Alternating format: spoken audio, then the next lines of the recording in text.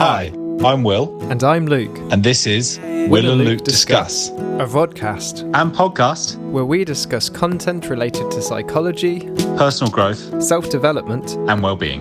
This episode, we're discussing Radical Acceptance by Tara Brach. So she is a psychologist and also a Buddhist meditation teacher as well. And came across this book listening to her on a podcast she did, and found some of her ideas really, really interesting. She had a book called Radical Compassion, but this one was written before, called Radical Acceptance. So I guess we discussed it's probably best to read this one first. And I guess just the context in which we chose the book was that we felt like we were going through like a lot of books that were content heavy in terms of ways to improve your life, make changes, make adjustments, set goals, kind of behavioral tweaks. And we thought maybe it'd be nice to kind of take a bit of a step back this week and look at acceptance and not maybe putting so much pressure on ourselves when we're getting all these ideas about ways we could and should be, maybe just taking a bit of a step back. So that's the reasons why we chose the book, but I'm wondering whether I could hear your brief elevator pitch and I can add my thoughts on top of that as well. Okay. Yeah, no, I like what you just said. We've done a lot of, we've read a lot of books about changing and self-improvement, and that can over time weigh heavy, can't it, when you're like, well, I've got all these habits and I've got the habits of 7 habits of highly effective people to get under my belt and my 12 rules for life, and it's like there's a lot to stick to. So this one's a bit like, okay, well, when we're inevitably not perfect, then what? How do you relate to yourself when with all our human frailties? So yeah, I like that. So the elevator pitch. So radical acceptance. Okay. So Tara Brach, she is a long-term meditator and of Buddhist practices. And so this book is about our feelings of insufficiency, unworthiness, pain, fear, feelings of when we're triggered to feel not good enough. These are Buddhist methods, practices, and attitudes that we can take towards ourselves to change our relationship towards ourselves, so we don't, let's say, suffer. So there's a difference between pain and suffering. Pain might be the initial, shame or anger or something, but then we cause ourselves to suffer further when we criticize ourselves for feeling ashamed or embarrassed, and we then feel ashamed about ourselves and getting angry. So we layer these pains on top of each other, and this is basically a way to stop and accept yourself wherever you're at. That'll be my go at an elevator pitch. No. So I think that was great. And I think the wording she would use, she says, it's about nurturing yourself, transforming your sorrows, and she says like reclaiming your wholeness of being, because often we get caught in this trance of insecurity, deficiency, kind of abandoning ourselves when we feel embarrassed or shameful, or we add to suffering by, as you say, like worrying about worrying, or there's anxiety about anxiety, and often people go around with a sense that kind of they're not enough, they should be doing more.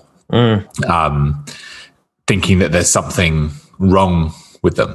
And I guess she goes through kind of these 12 chapters, and at the end of each chapter is kind of a meditation to go through to address the different aspects of the book that we'll go through, which is quite useful. I think that an interesting place to start would be around what she calls the trance of unworthiness. So she says, whether it's due to like culture, our childhood, being in a competitive environment, there are multiple factors, but it says we can very much get caught up in like a pre-scripted drama that defines our experience. So we kind of interpret things in a certain way due to the way we were brought up and how we compare ourselves to others, how we were treated as a child, how we're treated in the workplace, in relationships can lead to an impression we have of ourselves. And if that's not a positive impression, she refers to that as, the trance of unworthiness. And, often that leads to us, blaming ourselves.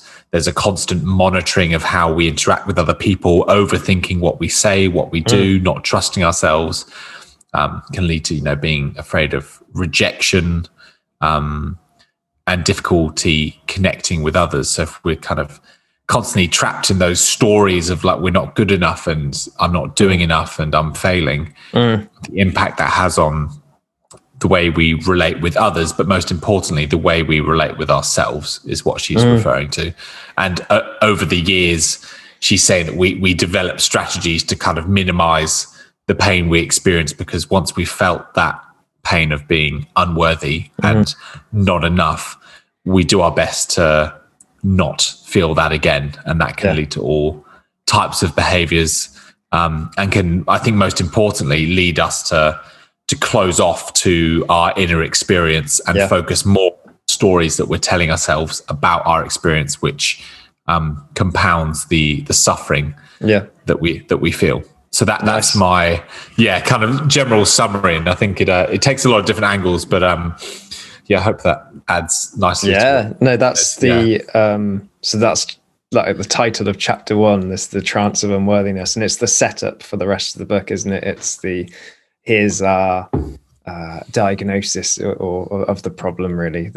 And I like this word trance. You've mentioned it's like a story we're telling ourselves that we're living in a map, a story, a paradigm, if you will. Back to podcast number 2.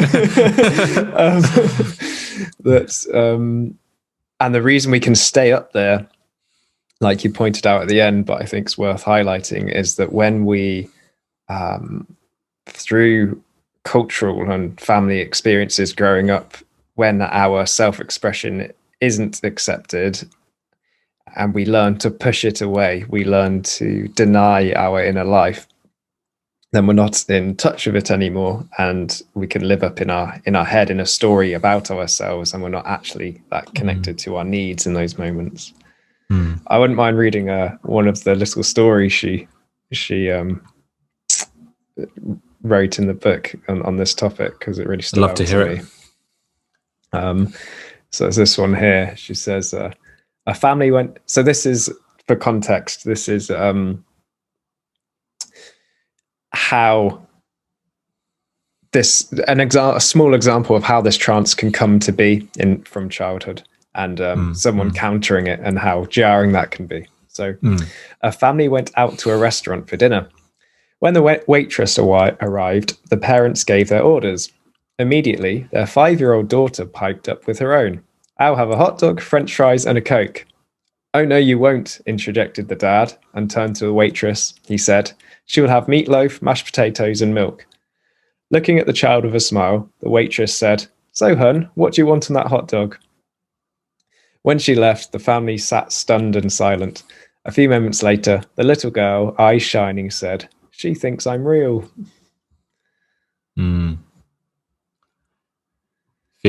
Feeling seen for the first time. Her needs are kind of been put above that of what not subjugating to her parents' desires or feeling subjugated.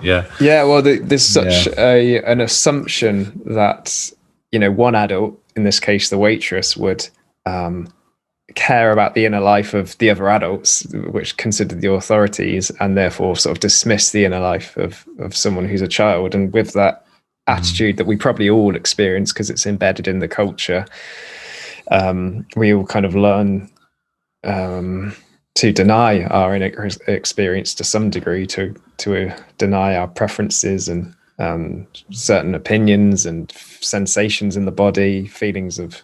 Depends if, for I guess culturally it might be women who repress more anger and men who repress more sadness and upset, because they're, it's not cool to be a crying man, and it's generally not perceived well to be a sort of angry, hysterical woman. So there are these stereotypes which perhaps we all have to some degree, but I think it's very common to deny lots of our experience through messages like this and end up in that trance of unworthiness.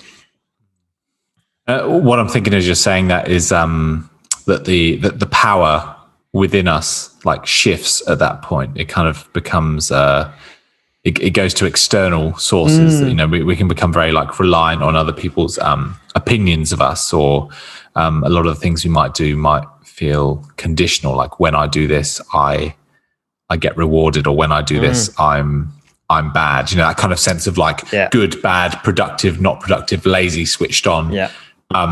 Whereas actually kind of what she's saying is that there's like an innate power within us, if only we look, that's actually, we lose that power quite quickly. But if we can kind of bring it back to what's within us, we do have all the answers. Our experience is enough. We're not, we weren't born to kind of, strive for other people's approval. And that sort of thing. I think that kind of stuck with me throughout this whole book, is like thinking about what's the most, she said this in a podcast, which made me really stand out. She said, in a moment when you're maybe striving or wanting to improve or keeping busy or productive, what is the most helpful response in that moment? Like, obviously you can be like stressed about what you're doing and try and get it done as quick as possible, or worry about trying to impress other people. But deep down, with the power that's in you, like, what is going to be the most useful, kind, caring response for you to get done what you would like to get done, or how you would like to live your life? And that stuck with me a lot. I think that's really kind of, jumping to my kind of main conclusion, like just thinking like, what is the most helpful way of addressing this situation? Like, I may be wrong. I may have fucked up. I may have said something stupid, but is it helpful to kind of jump to that old paradigm of like blaming and criticism and focusing on my own faults and becoming my own worst critic? Like, is it more helpful to think of it in another way? Yeah, there's a lot to unpack in that. At the start, something you were saying ties really well into person-centered theory. So Carl Rogers talked about this intrinsic locus of evaluation versus extrinsic locus of evaluation. And if we deny our inner life to some degree, and when we have to, and if we defer to authority, which we sort of have to when we're small and powerless, the balance can shift too heavily to extrinsic evaluation. So we're just evaluating ourselves as you say, good, bad, productive, unproductive, on this, not on our actual felt sense of needs going met or unmet, but this idea we've internalized of what we should do based on cultural and familial introjections. And then you talked about what's actually most helpful in any given moment. What's the most helpful attitude? And I guess sometimes even our goals themselves are not really for us, which can become extra confusing, because we're beating ourselves up then for not meeting goals we don't even want. Like it wasn't in this. Go on. Yeah. Also, I was going to say, what she would say is radical acceptance is kind of clearly recognizing our experience without wanting to be more. So I did where I jumped in there, but it's sort of that's a really important crux to, seeing things clearly and holding it with compassion and love, as opposed to kind of wanting things to be different. Like, if you can remove that, then we're like a lot more connected to our experience and we're able to like make that transformation. I'm aware I just cut you off on a, on a stream of thought, so apologies. If you... It's just interesting, this idea of, okay, so we've got some sort of goal, we're trying to be productive towards that goal, we stumble, and then we might end up beating ourselves up internally, having a negative attitude towards ourselves, whether that arises through shame and self-criticism or even just anxiety. It's like this idea that, oh, I'm bad and I'm anxious, I'm going to be caught, or so I guess I was building on that and saying even the goal we were striving for which we stumbled, might not even be our own. So she talks here about, strategies to manage the pain of inadequacy. One, we may embark on one self-improvement project after another. We may keep busy. So workaholism, stuff like that. Sometimes we're even beating ourselves up for things we don't even want to do, which is even worse. Yeah. And that links a little bit to, I guess, like the Tony Robbins podcast we did, just talking about, like, where do you spend your time in your life as well? Like, if you're spending things in the zone of demand, and then so you're doing things that kind of aren't important and aren't urgent, but also you're kind of beating yourself up when you get those things wrong, or you're not doing them to the best of your ability. That's a whole level of compounding, isn't it? When you start kind of feeling guilt and shame about shit you don't want to do. And I guess so, to reverse engineer that, we would have to tap into our experience of the self-criticism, but maybe even come all the way down to recognizing, I think the reason I'm procrastinating this isn't because I'm bad, but I don't even want to do it. Like, why am I in this job? Like, there's can be those realizations. Once you actually connect with your experience, you realize, like, what does the wanting want? That's like, what is. And sometimes it's extrinsic evaluative, like positive judgment, right? I want, or just to not be punished even. I just want to get by without anyone noticing me or making sure people like me, that sort of thing. I think you've kind of led me on to something I really wanted to speak about, which was chapter 6, around radical acceptance and desire. And I think we've been speaking over the last few weeks a lot about kind of that striving versus acceptance balance, between kind of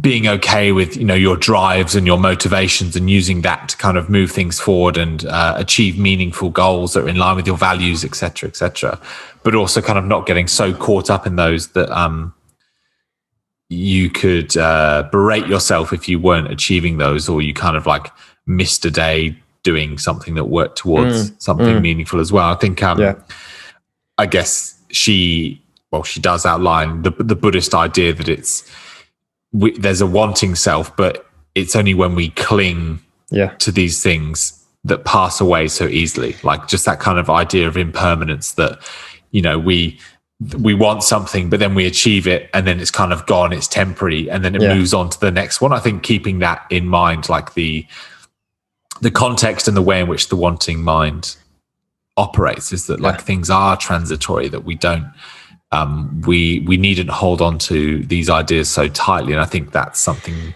she really points to, is that, it's okay to have our wants and our desires, but it's when that takes over the sense of who we are. Like, if that becomes overwhelming, or the overbearing factor that prevents you from connecting with like your true self and what's important to you, you kind of get caught up in the web of like, I must do, like what you're saying earlier, like keep busy, workaholic, do this and that. And something, just want to read a quick quote here that I wrote down. It says, like, in the trance of unworthiness, our desires fixate on soothing our anxiety. Right. So that I think that really ties everything up. So we're in this trance. Yeah. And then we have a lot of desires that are mainly just fixated around not feeling anxious about not being anxious about not being where we feel we need to be. And like, as long as we've got that sense of like that gap between here's where we are and here's where we want to be, there's that anxious gap that we attempt to soothe with various desires. We kind of talks about like substitutes. We kind of substitute our ways to meet our emotional needs, to ignore pain and shame, and wanting like love and attention, like constant wanting, and that negative cycle can spiral. And I think for me, this is like a real standout part of the book. That chapter stood out for me as well. So there's this idea that I really like the way you spelled that out. So we're in a trance of unworthiness. We're feeling anxiety about risking whatever it might be, rejection, abandonment, or even just breaking our own standards of, again, what Carl Rogers would call our conditions of worth. So we don't even need to actually get told off by someone or left or rejected. We can just break our own internal standard, then feel the shame of that ourselves.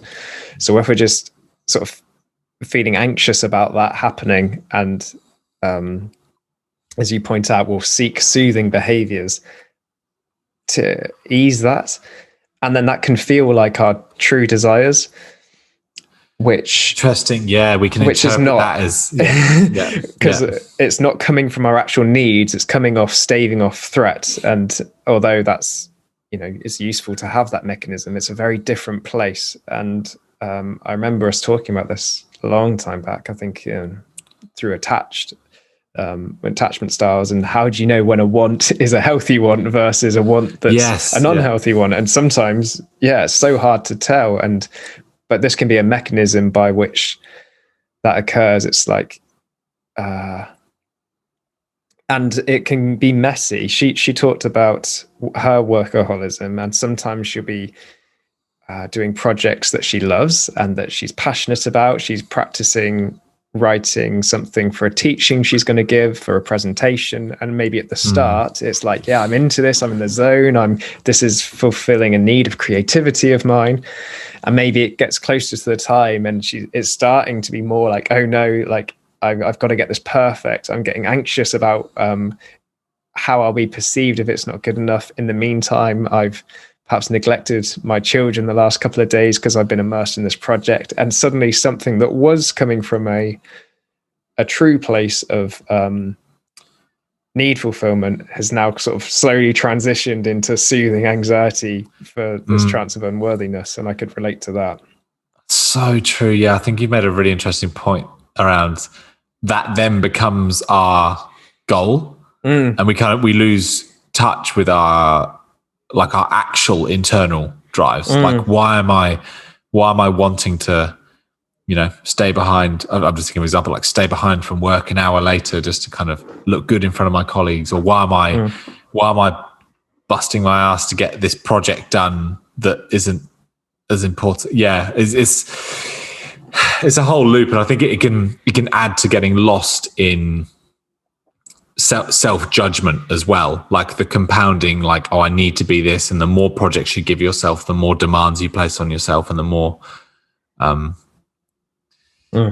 you can push yourself to kind of wanting to do more and more. And I guess it's to counteract that, it's thinking about really understanding your true desires and really understanding your anxiety or stress for what it is, like being able to separate the two. And also kind of what we're going back to as well, like having clear priorities in your life, like what's important to me, what's a good use of my time, whose opinions do I care about, whose opinions should I not invest my energy into. It's it did make me think a lot about some other books, the Tony Robbins thing we did, and like getting things done as well. And first things first in the 7 Habits of Highly Effective People. It's kind of this is like a spiritual base to those things, I guess. Which it can, I guess, going back to the reason we picked it, it can end up falling into that trap again. So she even talked about people who are on these Buddhist meditation retreats thinking like, I'm not as not as holy as everyone else, you know. I can't control my mind like other people. I'm just sat here like off in my thoughts while everyone else is kind of in touch with themselves, and they're more self-compassionate than I am. And like you can turn even this into that like I'm not good enough kind of trance state, which is quite funny. I like something she says in the next chapter, the opening our heart chapter, just around kind of like in the face of fear, just linking a bit to kind of talking about, you know, the anxiety we face and we attempt to soothe with our desires. You know, she's talking about that there's often an anticipation of pain that we have that can lead to, you know, self-preservation. So we want to preserve ourselves and keep ourselves safe from any future pain.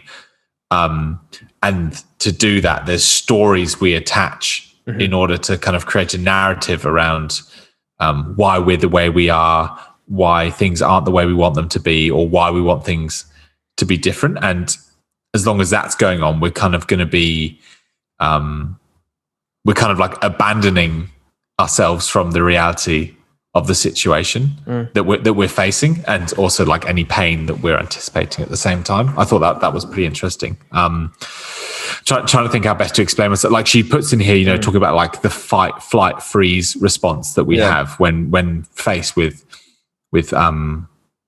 pain.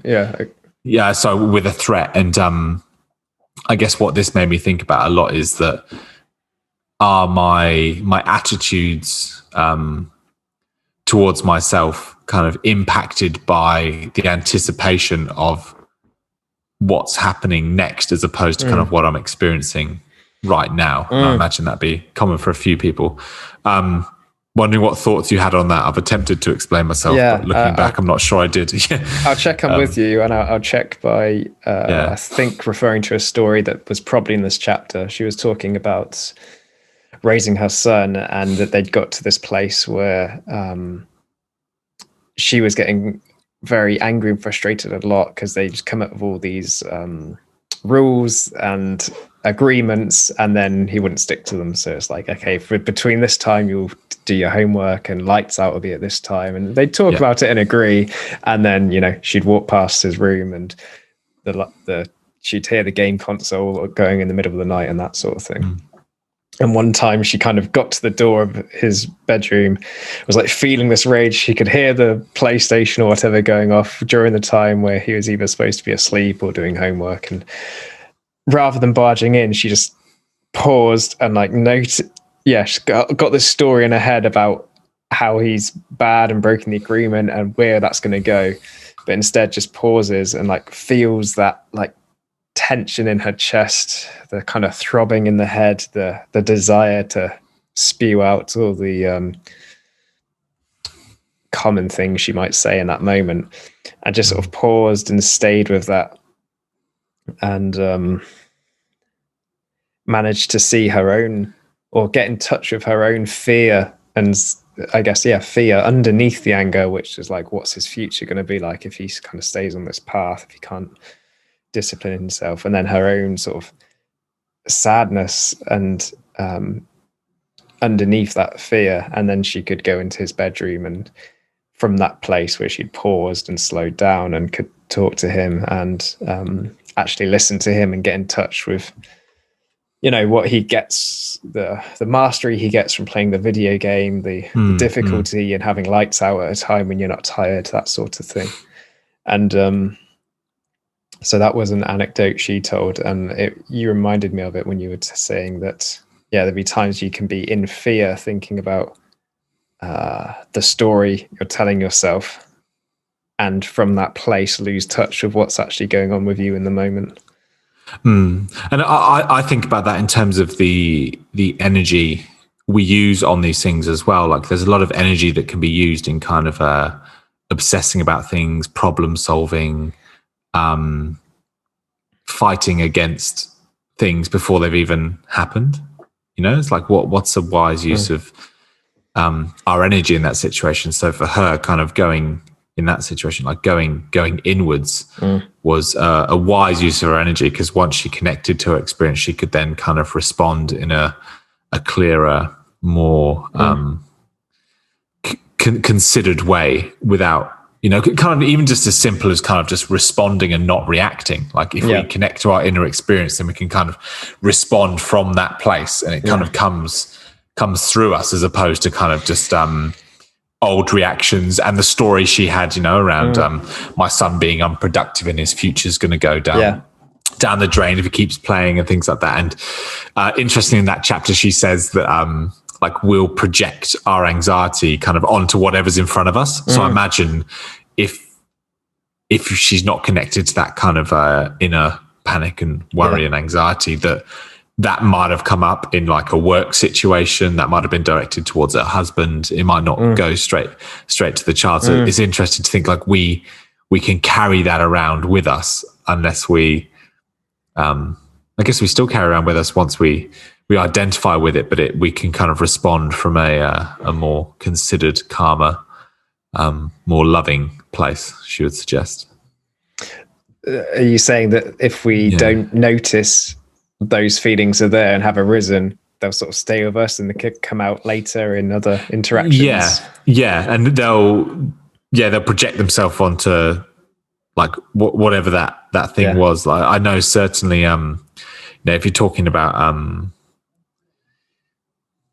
think about, if you kind of, even as simple as having like poor sleep, you're hungry, you're tired, and you kind of, no matter where you went, you would imagine you get a bit more like short-tempered with things, or you see the world entirely differently if you're feeling disconnected, and you kind of you've lost control at that point. You don't quite know where you're going to go. Like I know addicts talk in 12-step recovery a lot about connecting to a higher power, and kind of once they've lost that connection, they kind of don't know where they could go. Like if you've lost that perspective, and I guess what she's referring to as perspective is like a real clear understanding of your inner experience. Like once you've lost that, then you are kind of at the whim of your pre-programming or your previous childhood responses that have been embedded into you.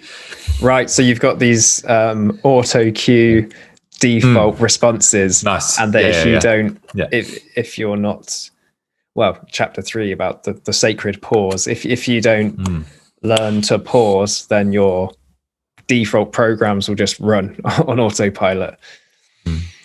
I'm wondering whether there's a time you found a pause has been helpful for you recently at all, or whether it's something you're getting better at with increased mindfulness practice. Yeah. So okay. So we had chapter 1, which was the trance of unworthiness, and then I'll put kind of 2 and 3 together here in that context. So chapter 2 was, I just wanted to touch on, was it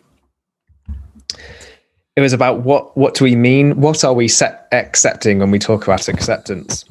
Because you heard this phrase self-acceptance thrown around a lot. And in the Buddhist philosophy, there really is no self to accept. I was going to, had an example about that as well. And so what we're actually accepting is the nature of experience. So, a tightness in the chest and throat, an image that floats past our mind, or that we get caught up in a past memory. We start ruminating about the sensations in our stomach when we think about that thought. And it's like raising our awareness to all this inner stuff happening, but none of it is you. And to the degree to which you feel like you need to accept your I, yourself, she's kind of suggesting, well, that's a story you're telling yourself. And so we're not talking about accepting that story of you, because someone might say, well, but I'm a worthless piece of shit, why would I accept that? It's like, well, that's a story. What we're talking about accepting is the sensations and in your body in these moments. And then chapter 3 is all about practicing pausing at critical moments, to notice when that's what's happening in our body, when these autopilots coming from ourselves about to go online. And I guess for me, we did a podcast on the happiness trap and waking up. So we had a little series, didn't we, on kind of mindfulness. And I think initially for many years, I've had various meditation practices, and they've been really helpful. But this book sort of highlighted for me how they have been mainly, a certain point in my routine or morning, I'll have a practice where, I'm in a room on my own, my eyes are closed, or maybe I'm looking out a window or something. And it's good practice, but it's not in the flow of life. I've created the safe bubble to do it in, outside of the actual frustrations of interactions or workflow or things like that. So coming all the way back around to your question, I guess that this is about I love that. Yeah. How do we, I guess, apply those mindful awareness skills in critical moments? And in reading the book. So I was on a walk with my partner yesterday, and so the stories and teachings of this book had been like on my mind, and I was thinking to practice them because I imagine Will might ask me about them on the podcast. And I was talking through with her this session I'm writing, because I do a bit of teaching, and I was trying to get these concepts down, and I was trying to explain ideas I hadn't fully formed yet. And I was starting to get quite frustrated, not kind of at myself for not being able to think or articulate what I'm trying to say. And rather than sort of plow on trying to get these words out from that place, I noticed that was happening. And I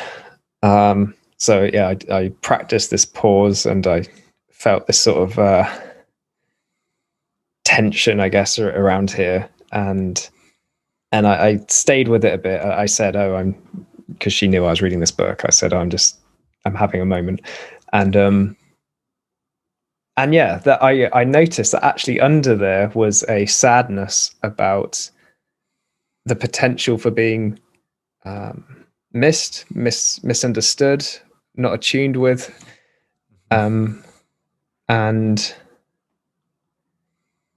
it was, and so what I really wanted, I guess, was a sense of connection, which I could, and then I was able to say that, and we just had a hug, and I felt a lot better, and I still hadn't actually got the words out I was trying to say, but we did eventually. But it was interesting that I wouldn't have. So had this moment. I was like frustrated that I couldn't get my words out. I couldn't articulate myself, and I think without that pause, I wouldn't have recognized the underlying need of where that comes from. The kind of desire to be, attuned with someone else, to be connected. And it's like, if this keeps happening, if I can't get my words out, I'm just getting more distant and disconnected, and that's what I need. And it's sort of like you've taken that opportunity that's presented itself to you, like you feel a rising sense of frustration, and you've taken the opportunity to kind of dive a bit deeper and look into it, and I think in terms of like bringing it to daily life, compared to formal practice, it's really in that, isn't it? It's kind of like looking for those day-to-day opportunities where you can pause and deepen your search, or deepen your reflections, kind of find out like what's underlying here, what's driving this, like what's important to me in this situation, because without that, you can imagine the frustration will either continue, or you'll find a way to kind of soothe that frustration, or explode in that frustration, and then which could lead to like being quite self-critical, or kind of, oh, every time I get frustrated I do this or do that, whereas dropping a level deeper. I think that's a really great example actually of I suppose the mindfulness practice has kind of allowed you the awareness to kind of be able to see and name that frustration, and then this is an encouragement to go below that and really like dive into the sensation, and kind of she would say kind of investigating with curiosity and like a loving attitude. It's not kind of you're not like an aggressive detective who needs to find out what's going on right now to fix it. And also kind of goes into the whole thing of like not doing this as a way to kind of achieve a goal that will make you feel better about yourself. Do you know what I mean? Like it's sort of kind of like doing it for its own sake, for the sake of your well-being and like inner peace, as opposed to because you're someone you're responsible and worthy of taking care of, rather than because you're someone who needs to, you feel like you must reach some level of awakening or self-helpness to be that good person. There's a big difference, isn't there? And there's I guess there's like criticism from more traditional Buddhist teachers that kind of mindfulness has been turned into this kind of a money-making scheme, like mindfulness for businessmen, or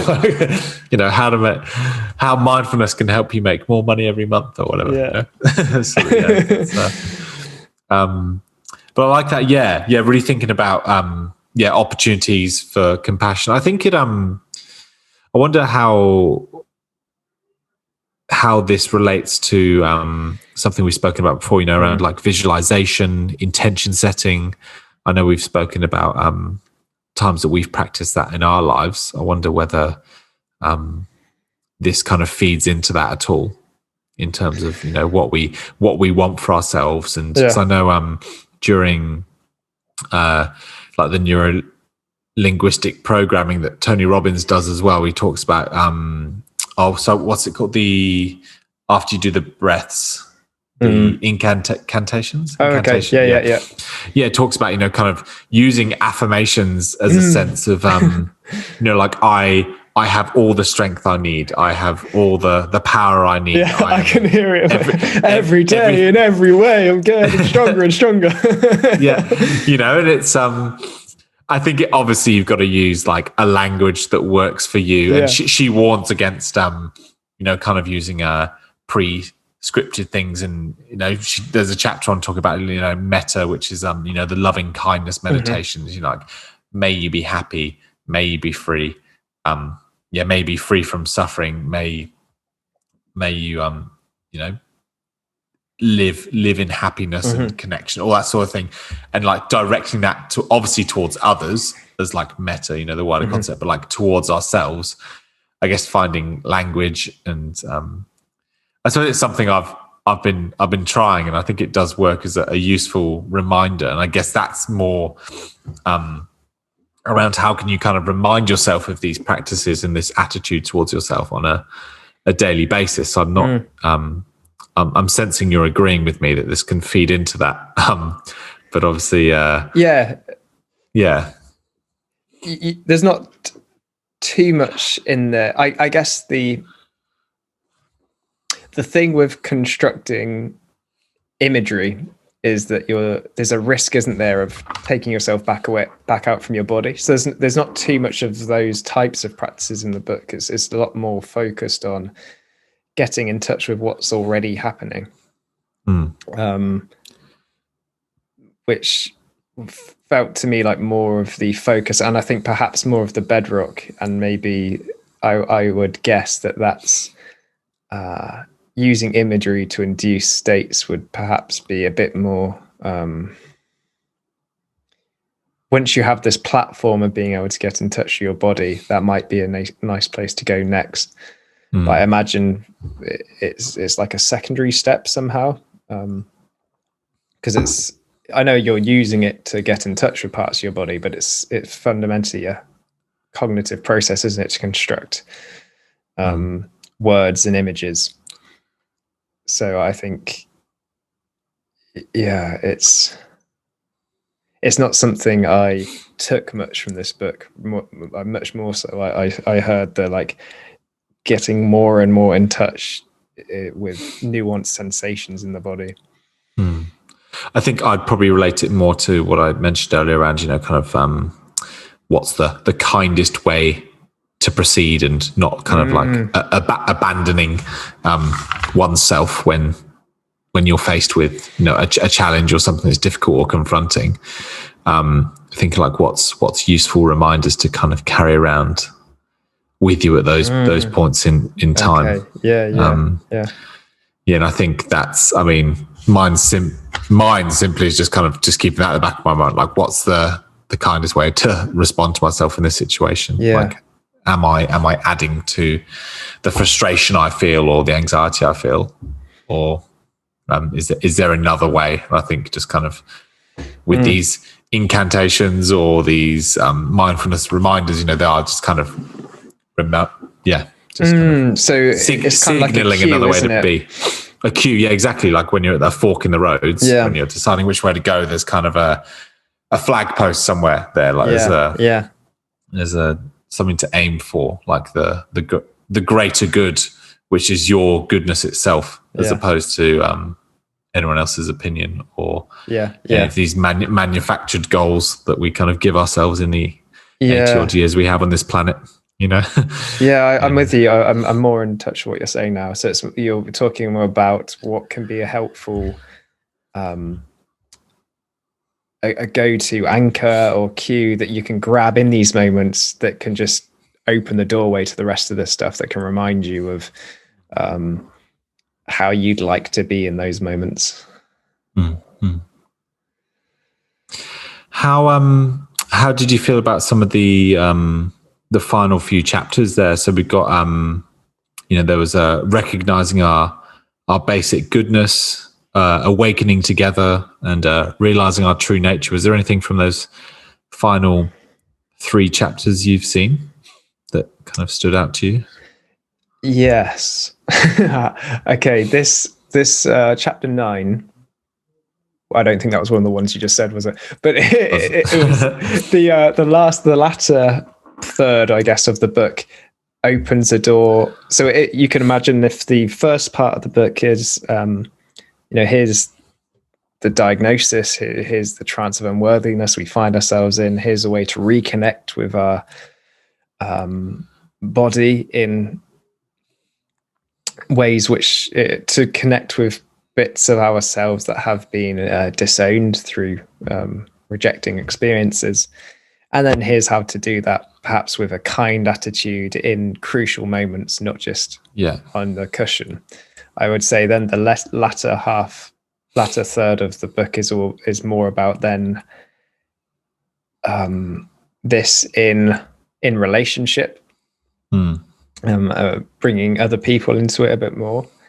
And what stood out in chapter 9, Widening Circles of Compassion, was this sense of, that she called it the trance of the unreal other, but I would call it objectifying people. She talked about how we can so easily fall into seeing people as like these 2-dimensional things and not actually as living beings with their own histories and dreams and concerns, and they actually have, other people have inner lives. It sounds silly to say that out loud, but I see it's so easy to fall into the trap of I like the word objectifying. I know it's used a lot specifically for like sexually objectifying people, but we can objectify people by just calling them names in our minds or seeing them as like just tools or obstacles to what we want to achieve, rather than individuals in their own right. They're kind of like related to object relations theory about, people are kind of, we've spoken about that before. The people are kind of like, they serve a function in our lives and they're good or bad depending on their function and how how they can help us acquire our goals or not. Which makes sense for an infant, but we can take that. We can, again, it's a default setting we can fall into. So, when, I mean, how typical is it for someone to sort of be yelling on the phone or getting angry with someone who's just in a administrative position when what they're really angry about is the system. So, you're shouting at some administrator on the phone at the GP surgery when actually they can really do nothing about your problem and they don't even have any power and it wasn't their decision making. So you're just sort of shooting the messenger. It's not really a place you want to be, right? So she talks about finding ways of meditating on and just reminding yourself that everyone you see has an inner life and that kind of getting in touch with that on your day to day. So that stood out to me. I really like that idea. Yeah, that stood out to me too. And I guess that's when she would, the meditation at the end of that chapter is kind of that meta loving kindness, like spreading your well wishes to people outside of yourself and understanding people's individual journeys and lives and their experience as well as your own, and the importance of like interconnectedness between us anyway. Like relationship is where we thrive, and that's the kind of cornerstone of a happy life, isn't it? To feel connected and be able to live with others rather than them kind of being obstacles or tools to our satisfaction. Which is so easy to fall into and she talked about one, so that's perhaps more, it's easy to do, you can see how it's easy to do with strangers, especially people in roles. So, if they're in the role as the clerk or the administrator or the waiter or a waitress, it's like you can just see them as their role rather than as the being that's in there. But she also talked about it in terms of close relationships, and actually the way that can work is because you feel, well, perhaps you do, because you know the person so well, you've already constructed the story of who they are and can find yourself relating to this story and just predicting their behaviors and almost seeing them as this, automaton that you've got figured out now. Yeah. And that's another way you can end up objectifying the people you care about rather than recognizing and reminding yourself in this very moment, they have an inner life going on and I can be interested and curious about it. I can attempt to be with that rather than the story I've got of who they are. I love the quote, kind of ends that, being open to forgiving others. When we don't forgive, we remain like chained to our own stories, and kind of what you're saying, we kind of build an impression of people. But, one quote is, seeing goodness in others is like seeing them for the first time. So every time you see someone, try and see them with like new eyes and with a fresh perspective. I thought that was quite, I like that. And I think that's something that'd be good to remind ourselves of, because not only do we kind of carry pre-mixed impressions of other people, but also we kind of bring our own attitude towards it as well. Yeah, as I said, depending on like kind of your hunger level, your sleep level, your level of busyness, how out of breath you are, the heat in the room, like everything affects that. And it's kind of, can you reorientate when you're connecting with other people? And that's one way of doing it. Something I did, I guess, as we're kind of getting towards the end here, something I was hoping of just briefly chatting about was the chapter 11, which is Awakening Together. So kind of building a bit on what we were saying was around communication. I know we've done a few podcasts on communication before, non-violent communication, body language. I like some of the factors she says, like towards getting like genuine intimacy with people when communicating is, setting an intention to be present, honest, and kind with the other person you're listening to, and that kind of that would involve like not bringing a pre-agenda to when you're meeting somebody, using the body as an anchor. Something I found quite useful, particularly talking to people in distress in my new job as well. Like sometimes it could be easy to get caught up in other people's stories that you're verbally hearing. It could be non-verbal as well, like a general energy they're giving off that kind of impresses itself upon you. But just catching, like returning to the body, you know, kind of, I don't know, feeling yourself in the chair or feeling your breath or feeling your feet on the floor. That's a good way to reorientate yourself. I guess I'll list them off and then hear what you've got to say. Okay. And then listening and speaking from the heart. So that made me think a lot about, the truth we've been talking about, you know, speaking your truth and what's real inside of you. So communicating, not from the story or the anxiety that's kind of driving you in that communication, but actually from what's real within you. And I guess from connecting with your inner experience, your inner emotions, your inner feelings, those deeper drives, those underlying motives, the things that kind of the wanting wants, communicating from there is a more authentic and intimate way of communicating. Kind of, you know, to use nonviolent communication language, it'd be, you know, communicating your needs and wants from a genuine place. Just to build on that. Yeah, no, please build. I would love to. Yeah, because it's around the concept of like letting go of kind of the self, like my needs. I'm feeling this way. I've got this going on. Like I, my. Like letting go of that and trying to communicate from like a deeper place. That's the big takeaway I got from that. Yeah, love to hear what you've got to say.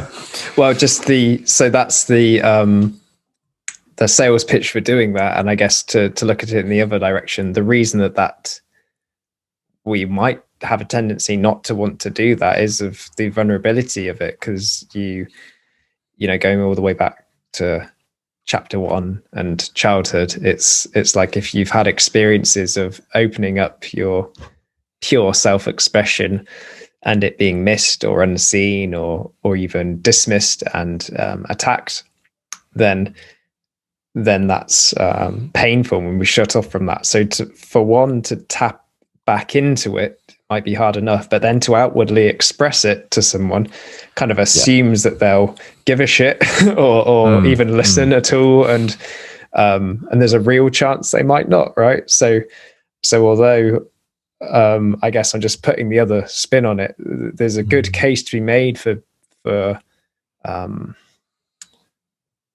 kind of pure honesty. There's also a very real chance of getting hurt in doing that, which is why we tend to shy away from it as well. But I guess the risk of not doing it is you can never find true intimacy or connection without it. And reality warps in some ways as well. I think I was aware as I was on my previous excitable rant about that section was that it's very idealistic. So I think you've made a very good point. I wonder whether beginning by kind of listening with that sort of intention, like listening in a open way, an accepting way, that kind of when you hear things, you're listening to the meaning behind it and the needs behind it, and feeling the sensations that kind of that arise in you when listening to somebody else, and using that as a basis to kind of trust your experience. And then when it comes to communicating with others, you might be in a more sound connected place to do that.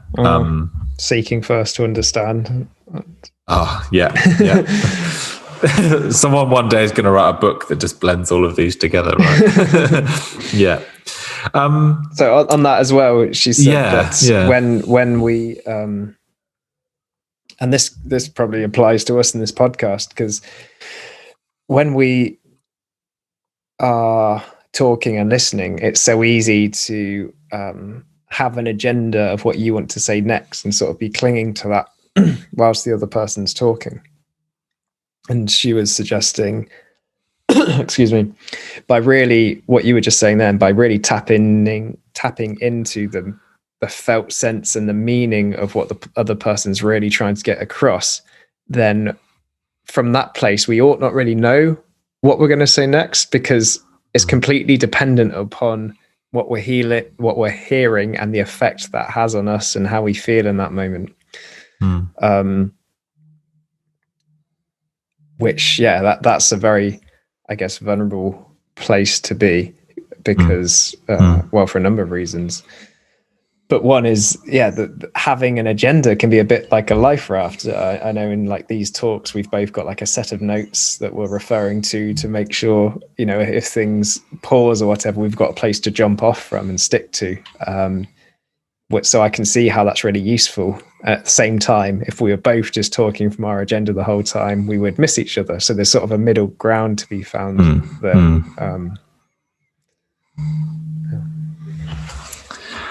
I'm thinking maybe be good to hear some of your kind of final reflections about what this book's maybe what stood out to you and what you might carry forward, and maybe in particular just how it's kind of related to the whole striving versus acceptance thing that we were hoping to explore this year from our end of year podcast last year. What's have we learned anything that moves us closer towards that answer? Okay. So, from my place of coming into this book already having lots of experience with mindfulness, I think what I found this added was getting in touch and staying with. So when often I do body scan meditations as part of my practice, and I find them very helpful and soothing and grounding. But there's a big difference between like tapping into the tingles in your toes, the sensations in your legs and your arms and your face and whatnot, versus I'm feeling triggered, for want of a better word, in this moment. Something's happening here. There's a frustration going on. I'm not okay. And then looking for those sensations specifically, because then you're really looking at the nuances of your emotional experience, which is quite different from doing a body scan when you're already kind of calm and just noticing all the tingles and sensations in your skin. Searching for places of suffering and holding those and tuning into those, and I guess accepting, being willing to have them with a smile almost, in the way that you would hold a baby that's suffering, something like that. Saying yes, what should refer to saying yes. Yeah. I think that's for me what I would take away most from that is and being willing to stay with it for an amount of time.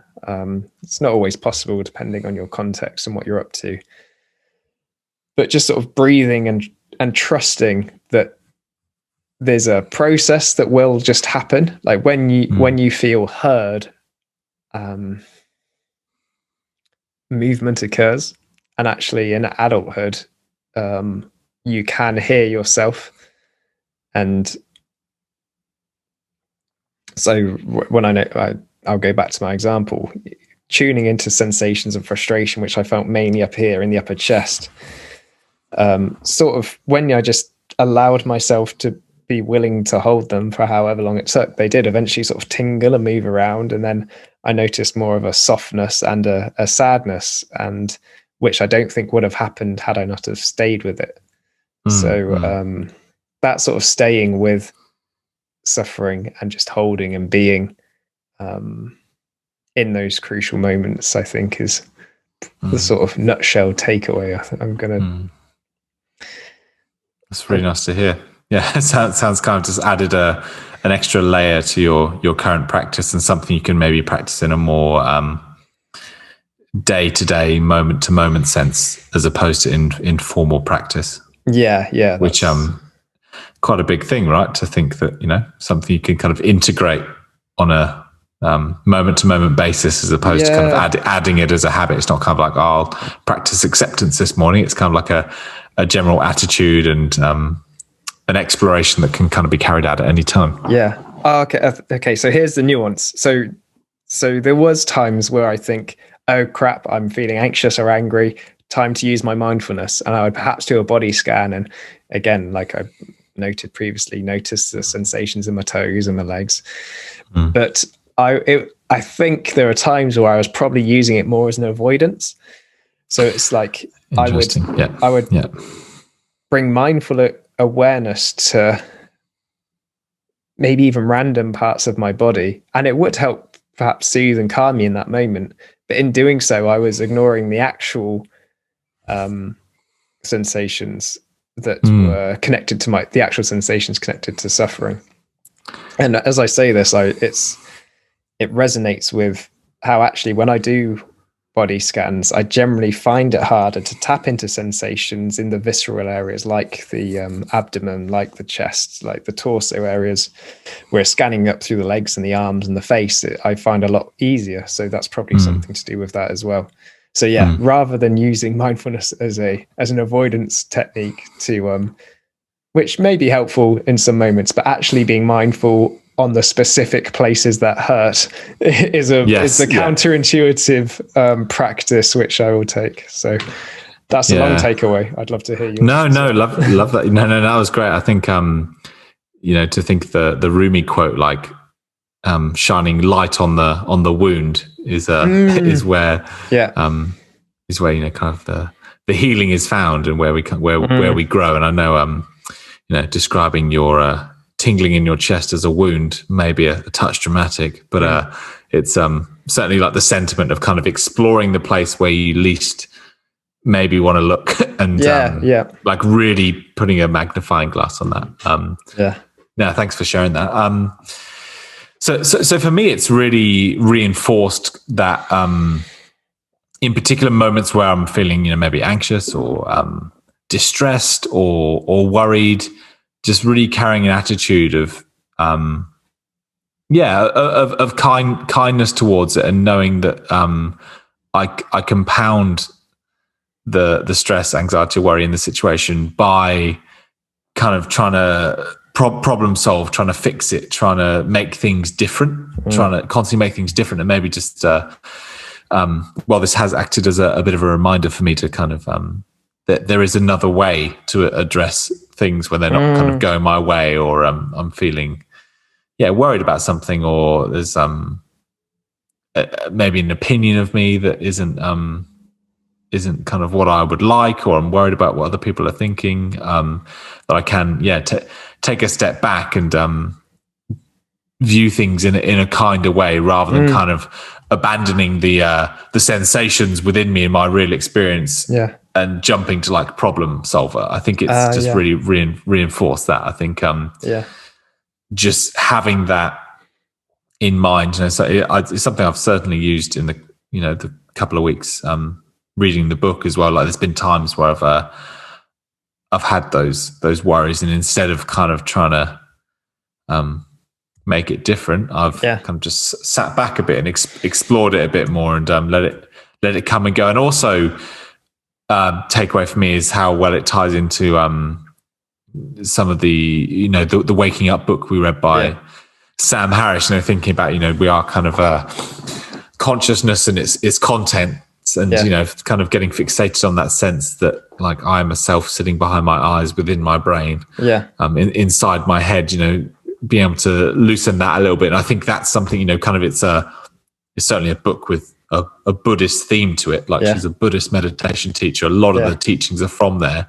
I like how it related to that, kind of the sense of self that we can become attached to is also a cause of our suffering as well. So kind of just in a lighthearted way, being like not taking things so personally. It's not my pain. It's just a sensation that is appearing in the consciousness that I happen to inhabit at this stage. Pain, so I guess I'm also aware maybe more room to discuss this in future podcasts, but also it's kind of try not to use this as a strategy to kind of to feel better, or to kind of dismiss pain or responsibility and that sort of thing. It's a general attitudinal shift, I think, as well as a practice that can be uptaken in various situations, whether that's in formal practice or on a daily basis. So that's my summary as well. But it seems like it sparked our interest. I just reflecting on some of those. It's like anything can end up being used as a threat soothing mechanism. So you talked about there where you perhaps get anxious and have your autopilot go to action and problem solving, and those taking action and problem solving are sort of key life skills, right? They're things that in some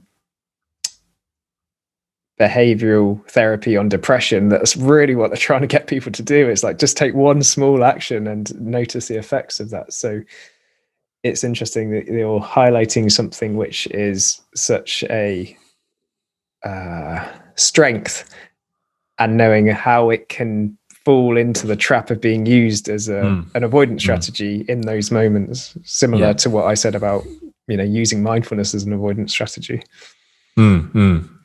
Something to keep track on, I guess, as we do future books, that we're kind of using things within maybe a bit more of a light-hearted intention rather than a problem-solving strategy. So I guess it's about why are we doing things? Are we doing things to meet our needs and live a life of more connection or fulfillment? Or are we doing things to become that like better person that we think other people want us to be, or intrinsic versus extrinsic motivations?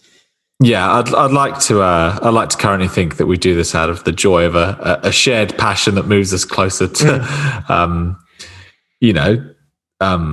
learning more, whereas opposed to being like closer to being the perfect person. By podcast 50, then we quit.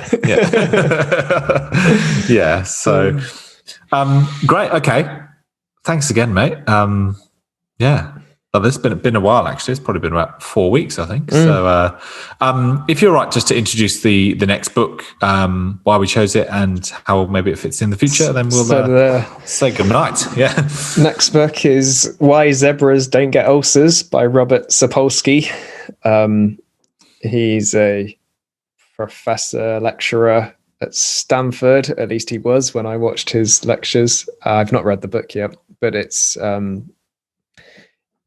will apply more of the science to actually it will tie in a lot to this. So zebras, in the same way, don't get ulcers because they don't have this abstract worrying mind that can constantly trigger their anxiety and threat system, whereas humans do. So that's all I know about it, but it will be a book about that, about being human and how our naturally human mind can trigger suffering in us and what we can do about that from a scientific perspective. Right. Really looking forward to it. Nice one. So I guess we'll find a date and we'll do that in the next couple of weeks. So thanks again. And hopefully we can carry this attitude of radical acceptance throughout the rest of our the next podcast we do. And if we don't, then I guess we're worthless pieces of shit. Yeah, nice way to end it, mate. Chat to you soon. Much love. Yeah, good one. Nice to see you. See you, mate. Take care. Bye. Bye.